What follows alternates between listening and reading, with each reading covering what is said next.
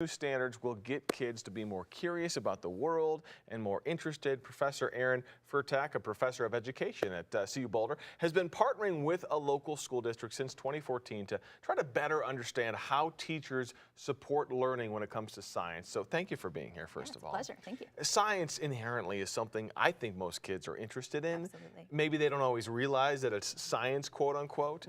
But in schools, in many ways, we still do things the way we did 30 or 40 years ago. Yeah, well, reform is hard. It takes a long time to kind of change the way we do things because a lot of classrooms sometimes look the way that they did when we were in school. And the whole idea of the new standards is to bring science more in touch with what kids naturally are interested in, because all kids naturally have a lot of questions about how the world works, and they're always asking how and why is the sky questions. blue?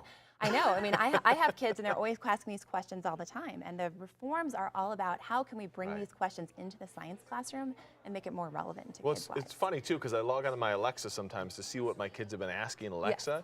And I would say 8 out of 10 questions are science questions. Absolutely. How do you make a rainbow? Where does water come from? Things like that. And so, yeah, the interest is there. What will parents see? I know you said this is going to take a couple of years to implement these changes. What will we see that's different?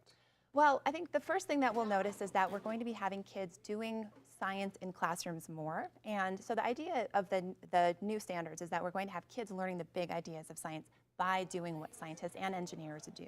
And so focusing on kind of fewer disciplinary core ideas, as we call them, the big ideas of science, and then doing things like creating models, developing explanations. Hands-on. Having arguments, and really doing those things that scientists do to find out what science is and kind of come up with those ideas themselves. And this is actually more rigorous. It's actually harder to do this than to just memorize facts. Is the argument that they will end up learning the same skills, just doing it a different way? Yes, yes. I mean, the actual ideas are not that different, but they're going to be learning them in a different way. And also focusing on these ideas that kind of cut across disciplines like patterns, energy, and matter, and kind of thinking about how those become more sophisticated across grade levels. Interesting. And we talk so much about STEM and kids going into STEM and getting kids interested in that so they go to college for these positions that are available that we just don't have enough people for right now. Is that part of this, is really trying to get these kids so they go on that path?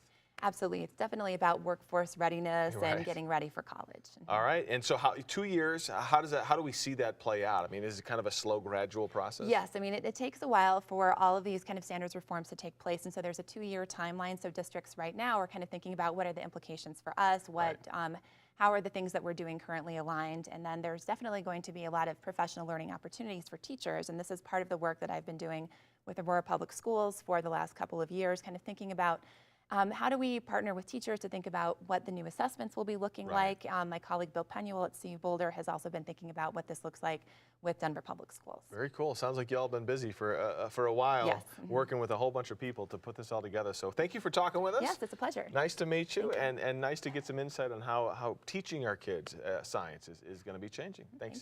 All right, Megan, breaking news. What's up? Yes.